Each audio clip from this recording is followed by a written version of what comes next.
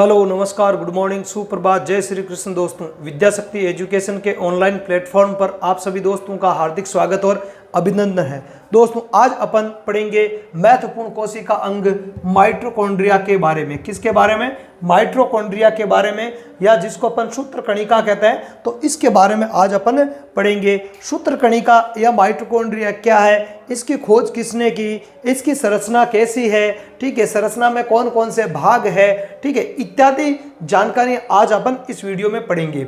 इससे पहले वाले वीडियो में हमने कोशिका अंगों का वर्गीकरण पढ़ा है, ठीक है।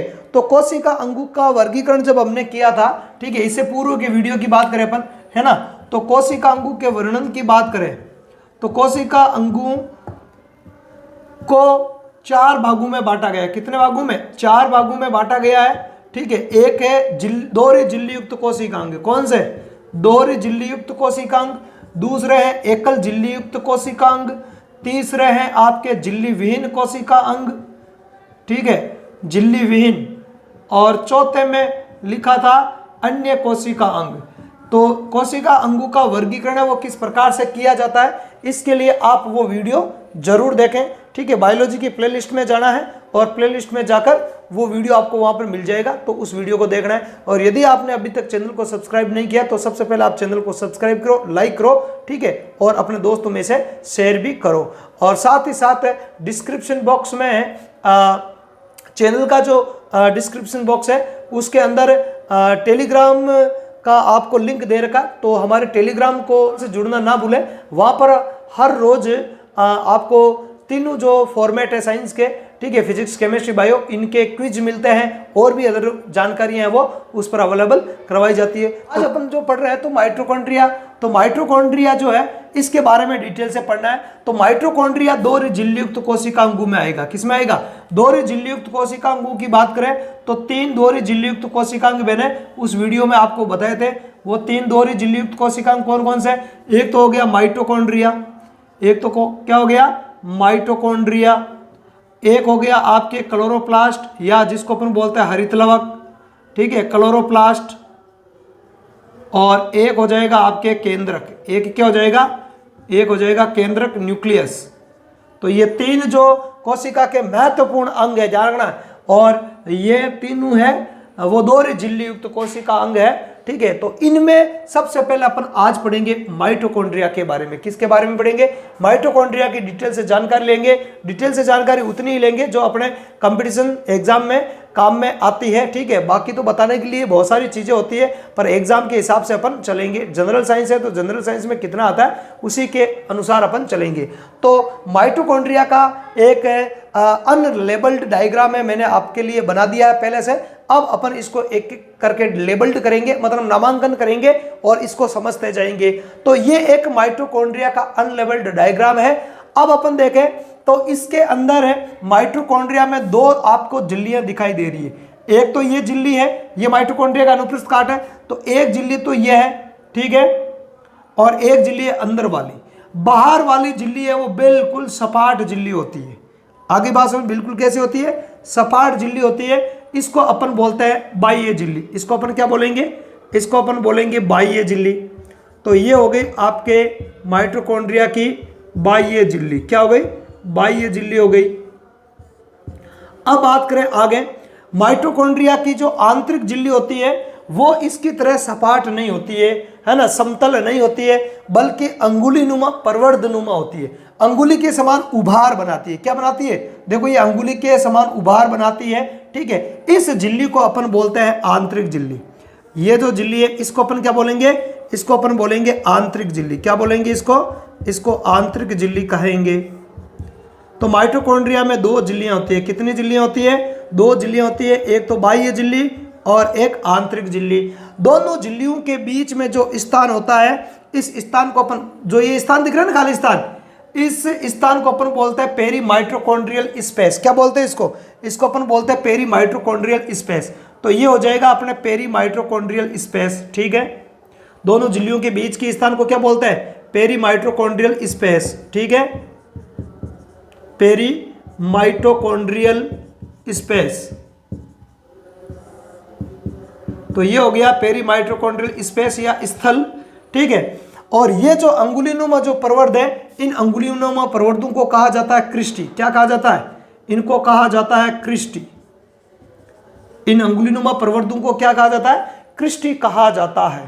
ठीक है, ये जो क्रिस्टी होते हैं, इन क्रिस्टियों पर टेनिस का जो रैकेट होता है, टेनिस खेलते हैं अपन, टेनिस का जो रैकेट होता है या बल्ब नुमा कह दो, इस टेनिस के रैकेट समान या बल्ब समान कुछ कण पाए जाते हैं। ठीक है, ये जो कण होते हैं वो 85 एंगस्ट्रॉम के होते हैं। इन कणों को बोलते हैं ऑक्सीसोम या F1 कण। क्या बोलते हैं? जैसे एक कण में इधर देख लो, आप अलग से बनाए तो ये जो कण है, ये मान लिया कि अंगुलीनुमा प्रवर्ध है।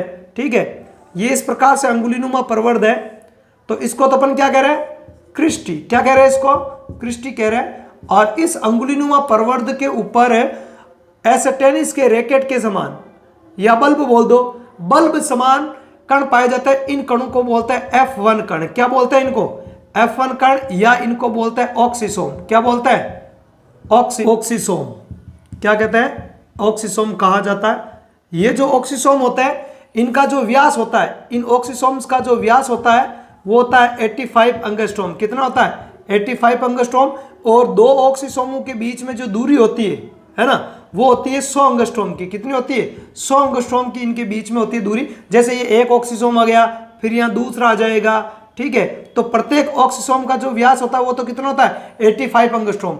और प्रत्येक ऑक्सीसोम के मध्य की दो ऑक्सीसोमों के बीच में दूरी कितनी होती है? 100 एंगस्ट्रॉम की होती है। अब बात करें इन ऑक्सीसोम्स का काम क्या है, तो यदि अपन बात करें तो माइटोकॉन्ड्रिया में ऑक्सीसोम का महत्वपूर्ण योगदान होता है। ऑक्सीसोम के अंदर एक एंजाइम होता है, एटीपी सिंथेटेज एंजाइम। एंजाइम का नाम क्या है? ATP synthetase enzyme. एक एंजाइम होता है जिसका नाम है एटीपी सिंथेटेज एंजाइम। ठीक है, सिंथेटेज एंजाइम। ये एंजाइम क्या करता है? ऑक्सीकारी फास्फोरिलीकरण में भाग लेता है। किस में भाग लेता है? ऑक्सीकारी फास्फोरिलीकरण में भाग लेता है। ऑक्सीकारी फास्फोरिलीकरण। ऑक्सीकारी फास्फोरिलीकरण से क्या होता है? एटीपी का निर्माण होता है। किसका निर्माण होता है? इस प्रक्रिया के माध्यम से ही कोशिका में किसका निर्माण होता है? एटीपी का उत्पादन होता है। और एटीपी का फुल फॉर्म क्या होता है? एटीपी की फुल फॉर्म होती है एडिनोसिन ट्राइफॉस्फेट। क्या होती है? Adenosine triphosphate. क्या होती है? ट्राइफॉस्फेट या फॉस्फेट। तो एडिनोसिन ट्राइफॉस्फेट या एटीपी, जिसका यही हमारे शरीर में ऊर्जा का स्रोत होती है। ध्यान रखना, हमारे शरीर में ऊर्जा का स्रोत कौन होती है? एटीपी होती है। तो एटीपी का निर्माण करने के लिए एंजाइम होता है एटीपी सिंथेटेज। और ये एंजाइम किस में पाया जाता है? माइटोकॉन्ड्रिया में स्थित जो ऑक्सीसोम होता है या F1 कण होता है उसके अंदर पाया जाता है। और एटीपी का जो निर्माण हो रहा है उस प्रक्रिया को अपन ऑक्सीकारी फास्फोरिलीकरण कहा जाता है। ठीक है, फास्फोरिलीकरण के अलग अलग प्रकार है। जब अपन पढ़ेंगे प्रकाश संश्लेषण के बारे में तो वह मैं बताऊंगा इसके कौन कौन से प्रकार है। फास्फोरिलीकरण का मतलब भी होता है एटीपी का निर्माण करना, है ना। तो ऑक्सीजन की उपस्थिति में, किसकी उपस्थिति में? या माइटोकॉन्ड्रिया को ऑक्सीजन की आवश्यकता होती है। किसकी आवश्यकता होती है? एक ऑक्सीजन की एक क्रेब्स चक्र होता है। क्या होता है? क्रेब्स चक्र संपन्न होता है। कौन सा चक्र संपन्न होता है? क्रेब्स चक्र है वो इसमें संपन्न होता है। और उस क्रेब्स चक्र के द्वारा ऑक्सीकारी फास्फोरिलीकरण, उस क्रेब्स चक्र में ही ये प्रक्रिया होती है ऑक्सीकारी फास्फोरिलीकरण, जिसमें ऑक्सीजन का उपयोग होता है। और जो भी भोज्य पदार्थ होता है उनको एटीपी सिंथेटेज एंजाइम की उपस्थिति में एटीपी में बदल दिया जाता है। इसलिए ये एटीपी है हमारे शरीर के लिए ऊर्जा का कार्य करती है, ऊर्जा मुद्रा का कार्य करती है ना, शक्ति प्रदान करती है। इसलिए माइटोकॉन्ड्रिया को कोशिका का क्या कहा जाता है? शक्ति गृह कहा जाता है। क्या कहता है? माइटोकॉन्ड्रिया को कोशिका का क्या कहा जाता है? शक्ति गृह, पावर हाउस, है ना, पावर हाउस, या क्या कहेंगे इसको? बिजली घर। क्या कहेंगे? बिजली घर इसको कहा जाता है। आगे बात समझ में? तो ये तो है आपके माइटोकॉन्ड्रिया की दोनों झिल्लियां और इस पर पाए जाने वाले कणों के बारे में। ठीक है, अब बात करें जो माइटोकॉन्ड्रिया होता है, इस माइटोकॉन्ड्रिया के अंदर तरल पदार्थ भरा रहता है। क्या रहता है? तरल पदार्थ भरा रहता है, जिसको अपन बोलते हैं इसका आधात्री या मैट्रिक्स। क्या बोलते हैं? आधात्री या मैट्रिक्स बोलते हैं। ठीक है, अब इस मैट्रिक्स के अंदर है आधात्री या जो मैट्रिक्स होता है, इसके अंदर विभिन्न प्रकार के जो पदार्थ है वो पाए जाते हैं। कौन कौन से पदार्थ मैट्रिक्स या आधात्री में पाए जाते हैं? तो अपन बात करें जैसे कि इसका खुद का डीएनए होता है, आरएनए होता है, राइबोसोम होते हैं, प्रोटीन होते हैं, ठीक है, लवण भी होते हैं, इत्यादि प्रकार के जल है, इत्यादि प्रकार के पदार्थ है, वो माइटोकॉन्ड्रिया के मैट्रिक्स में पाए जाते हैं। आगे बात समझ में, इनका अलग अलग प्रतिशत होता है, अपने को उन पे जाना नहीं है, ठीक है। तो ये जो पदार्थ है माइटोकॉन्ड्रिया की आधात्री में पाए जाते हैं।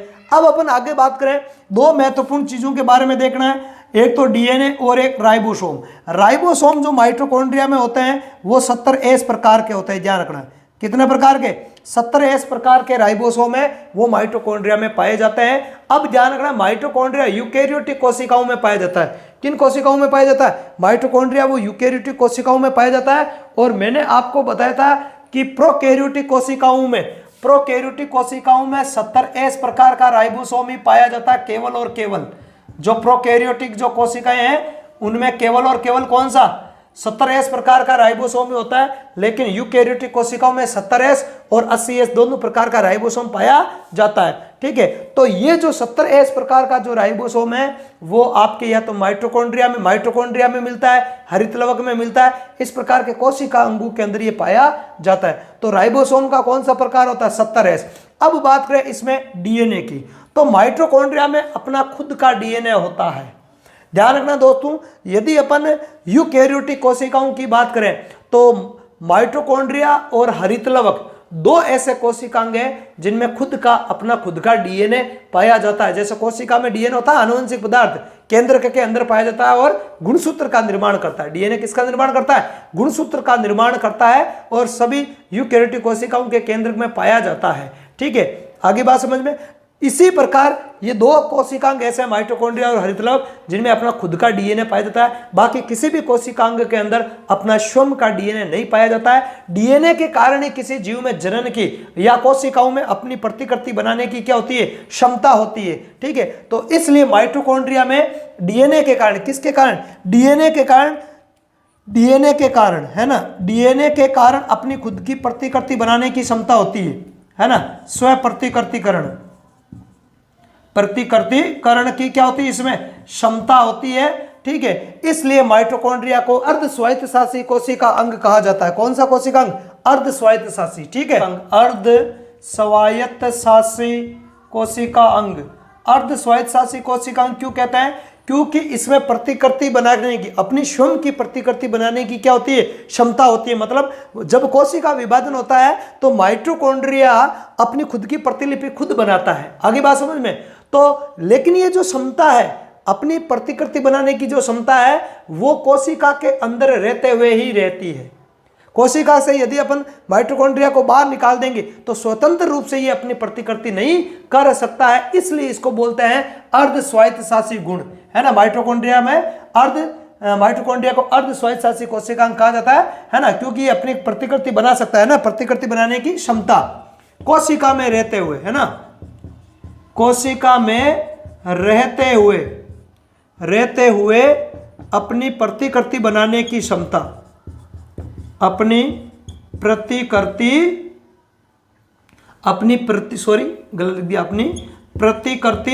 बनाने की क्षमता जो होती है उसी को अपन क्या बोलते हैं? उसकी अर्ध स्वायत्तशासी क्षमता के नाम से जाना जाता है, ठीक है। और इसके मैट्रिक्स में कौन कौन होता है? डीएनए, आरएनए, राइबोसोम, कौन से 70 प्रकार के, प्रोटीन, लवण, जल इत्यादि प्रकार के जो कोशिकांग है वो पाए जाते हैं। आगे बात समझ में। और इसको कौन सा कोशिकांग कहा जाता है? इसको कहा जाता है अर्ध स्वायत्तशासी कोशिका अंग है, वो कहा जाता है, ठीक है।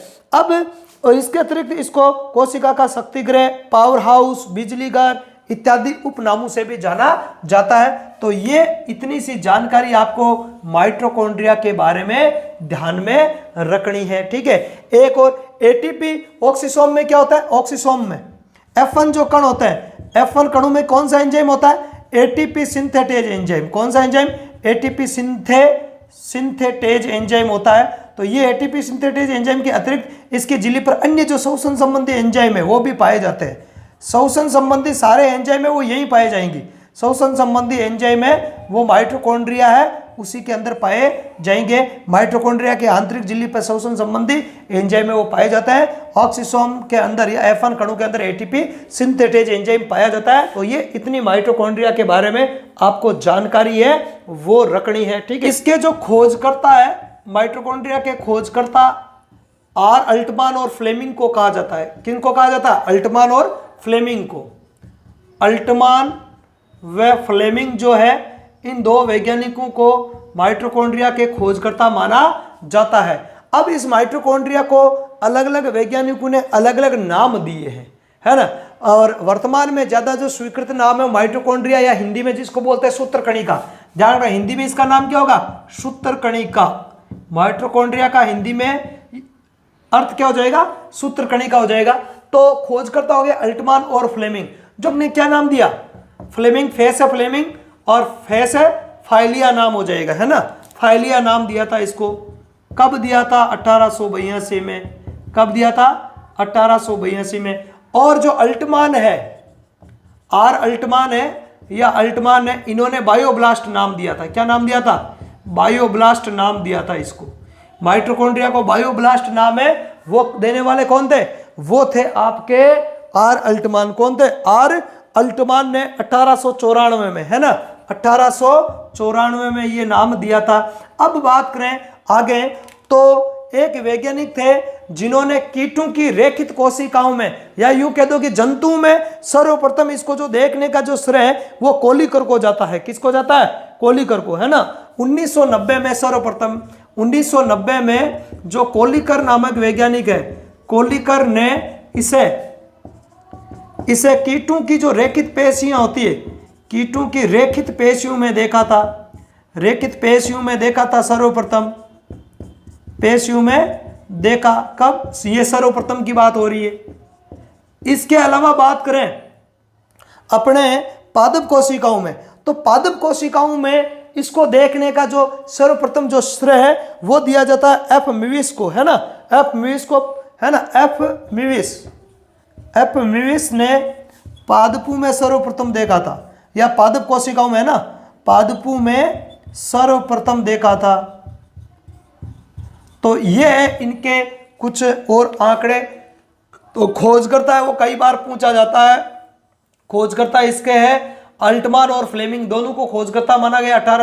फ्लेमिंग ने इसको नाम दिया था फाइलिया 1882 में, और अल्टमान ने इनको नाम दिया था बायोब्लास्ट। कब? अल्टमान ने नाम दिया बायोब्लास्ट, ठीक है। इसके अलावा सर्वप्रथम जो जंतु में देखने का जो श्रेय है वो है आपके किसको? कोलिकर को है। और पादपों में सर्वप्रथम किसने देखा था? एफ मिविस ने देखा था। किसने देखा था?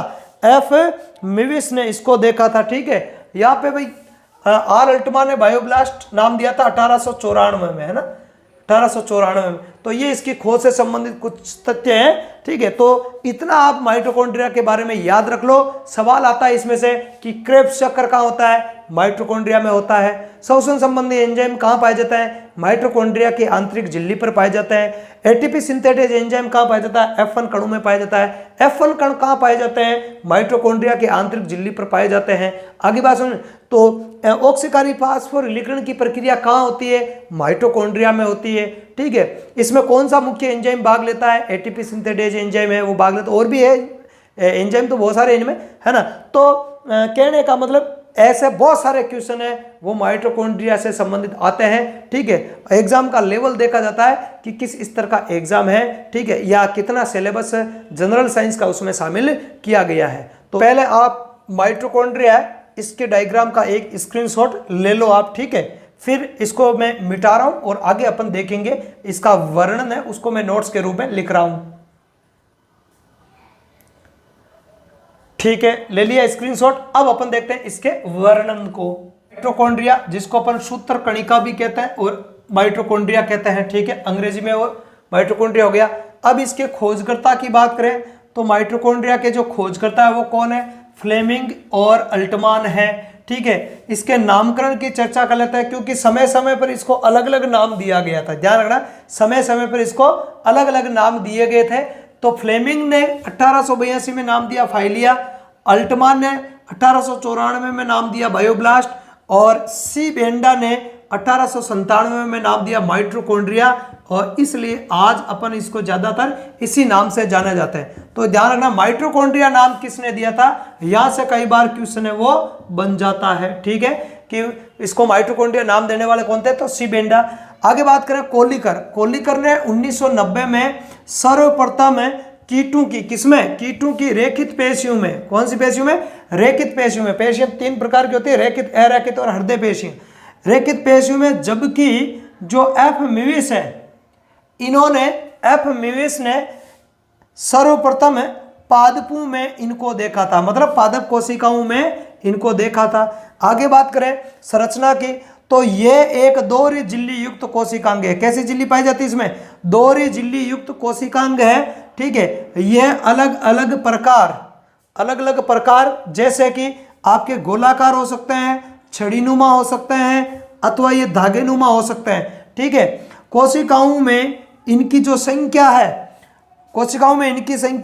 कोशिकाओं की सक्रियता पर निर्भर करती है। सक्रियता का मतलब है जो कोशिकाएं ज्यादा कार्यशील रहती है, ज्यादा सक्रिय रहती है, उनको ज्यादा ऊर्जा की आवश्यकता पड़ती है, क्योंकि ऊर्जा कहाँ बनती है भाई, माइटोकॉन्ड्रिया में बनती है, तो ज्यादा ऊर्जा की आवश्यकता होती है। ऐसी कोशिकाओं में माइटोकॉन्ड्रिया की संख्याएं हैं वो ज्यादा पाई जाती है। ठीक है, जैसे बात करें हृदय पेशियां, हमारे अंदर जो हृदय पेशी होती है ना, हृदय पेशी कोशिकाओं में माइटोकॉन्ड्रिया की संख्या क्या होती है, ज्यादा होती है। क्यों, क्योंकि हृदय पेशियों को जीवन भर धड़कना पड़ता है, जीवन भर गति करना रहता है। हृदय पेशियां लगातार गति करेगी तभी हृदय में क्या उत्पन्न होगी, धड़कन उत्पन्न होगी। हृदय लगातार धड़कन उत्पन्न करता रहेगा, और जिस दिन उसने धड़कन करना बंद कर दिया तो पता ही है फिर 5-6 घंटे में अपना क्रियाक्रम खत्म है। ठीक है, तो कहने का मतलब जो कोशिकाएं ज्यादा सक्रिय रहती है उनमें माइटोकॉन्ड्रिया की संख्या भी क्या होती है, ज्यादा पाई जाती है। ठीक है, इसकी औसत जो लंबाई होती है वो 5 से 8 माइक्रोन, कितने, 5 से 8 माइक्रोन, और व्यास होता है 0.5 से 1 माइक्रोन होता है। इस प्रकार के आंकड़े नहीं पूछे जाएंगे आपको। ठीक है, आगे बात करें, इसकी बाहरी जो झिल्ली होती है वो सपाट होते, बिल्कुल सपाट, स्मूथ है ना, स्मूथ होती है, जबकि अंत्य झिल्ली जो होती है वो अंत्य झिल्ली के ऊपर अंगुलीनुमा प्रवर्ध पाए जाते हैं। कैसे प्रवर्ध, अंगुलीनुमा प्रवर्ध या उभार पाए जाते हैं। ठीक है, इन उभारों को अपन क्या बोलते हैं, क्रिस्टी कहते हैं। क्या कहते हैं, क्रिस्टी कहा जाता है। इन उभारों को क्या कहते हैं, क्रिस्टी कहते हैं। आगे देखते हैं, आगे है, पहले एक बार आप इसका स्क्रीनशॉट ले लो। ठीक है, ओके, तो आगे क्या है, आगे की क्रिस्टी की सतह पर 85 एंगस्ट्रोम व्यास के, कितने, 85 एंगस्ट्रोम व्यास के कण 100 एंगस्ट्रोम की दूरी पर स्थित होते हैं, जिनका आकार टेनिस के रैकेटनुमा, किसके समान, टेनिस के रैकेटनुमा होता है। इन्हें प्रारंभिक कण या F1 कण या ऑक्सीसोम कहा जाता है। क्या कहते हैं, इनको प्रारंभिक कण या ऑक्सीसोम या F1 कण कहते हैं। ऑक्सीसोम जो होता है, ठीक है, ऑक्सीसोम या F1 कणों में एटीपी सिंथेटेज एंजाइम पाया जाता है, जो ऑक्सीकारी फास्फोरिलीकरण, इससे क्या बनता है, इससे एटीपी बनता है, ध्यान रखना, क्या बनती है, इससे एटीपी बनती है, का कार्य करता है। ठीक है, अंत्यकला पर श्वसन संबंधी अन्य एंजाइम भी पाए जाते हैं। ठीक है, माइटोकॉन्ड्रिया की दोनों झिल्लियों के मध्य स्थित स्थान को क्या कहते हैं, पेरीमाइटोकॉन्ड्रियल स्पेस कहा जाता है। ठीक है, कहते हैं माइटोकॉन्ड्रिया में स्थित तरल को मैट्रिक्स या आधात्री कहते हैं। इसमें 70S प्रकार के राइबोसोम, जल, ठीक है, 70S प्रकार के राइबोसोम, जल, लवण, डीएनए, आरएनए, प्रोटीन, वसा, कार्बोहाइड्रेट एवं क्रेब्स चक्कर से संबंधित, किससे संबंधित, क्रेब्स चक्कर कहाँ होता है, माइटोकॉन्ड्रिया में होता है। क्रेब्स चक्कर संबंधी एंजाइम होते हैं। इसमें स्वयं का नग्न गोलाकार डीएनए पाए जाने के कारण इसमें स्व प्रतिकृति की, किसकी, स्व प्रतिकृति की क्षमता पाई जाती है ना, स्व प्रतिकृति की क्षमता पाई जाती है। परंतु ये क्षमता है वो कोशिका द्रव्य में या कोशिका द्रव्य या कोशिका में रहते हुए ही होती है। इसलिए माइटोकॉन्ड्रिया को अर्ध स्वायत्त शासी कोशिका अंग भी कहा जाता है। कैसा? अर्ध स्वायत्त से मतलब स्वयं का जो स्वयं की स्थापना करने की क्षमता होती है, लेकिन स्वयं को स्थापित करने की जो क्षमता है या स्व प्रतिकृति की जो क्षमता है वो कोशिका में रहते हुए ही होती है। एक बार पहले इसका स्क्रीनशॉट ले लो फटाफट लास्ट पॉइंट का। ओके, तो लास्ट पॉइंट क्या है कि माइटोकॉन्ड्रिया में क्रेब्स चक्कर संपन्न होता है। कौन सा? क्रेब्स चक्कर संपन्न होता है, ठीक है, जिसमें ग्लूकोज के ऑक्सीकरण से, किसके ऑक्सीकरण से? ग्लूकोज के ऑक्सीकरण से, मतलब वायवीय शोषण होता है, ऑक्सी शोषण होता है। ग्लूकोज के ऑक्सीकरण द्वारा एटीपी, एडिनोसिन ट्राइफॉस्फेट बनती है। यही हमारे शरीर में ऊर्जा का क्या होती है? स्रोत होती है। एटीपी का निर्माण होता है ना। एटीपी क्या हो जाएगी? एटीपी हो जाएगी एडिनोसिन ट्राइफॉस्फेट, ठीक है, ट्राइफॉस्फेट या फॉस्फेट। तो एटीपी का निर्माण होता है, इसलिए इसे किसे? माइटोकॉन्ड्रिया को कोशिका का क्या कहा जाता है? शक्ति ग्रह या पावर हाउस या बिजली घर कहा जाता है। तो ये थी माइटोकॉन्ड्रिया के संबंध में जानकारी, ठीक है। और वीडियो आपको यदि अच्छा लगा है तो इसको अपने दोस्तों में शेयर करना है। चैनल को अभी तक सब्सक्राइब नहीं किया तो सब्सक्राइब करना, लाइक करना है, ठीक है। और हमारे टेलीग्राम ग्रुप से जुड़ना ना भूलें, इसका जो लिंक है वो डिस्क्रिप्शन बॉक्स में दिया हुआ है, ठीक है। तो इस वीडियो में अपन इतना ही पढ़ेंगे। आज के लिए धन्यवाद। जय हिंद।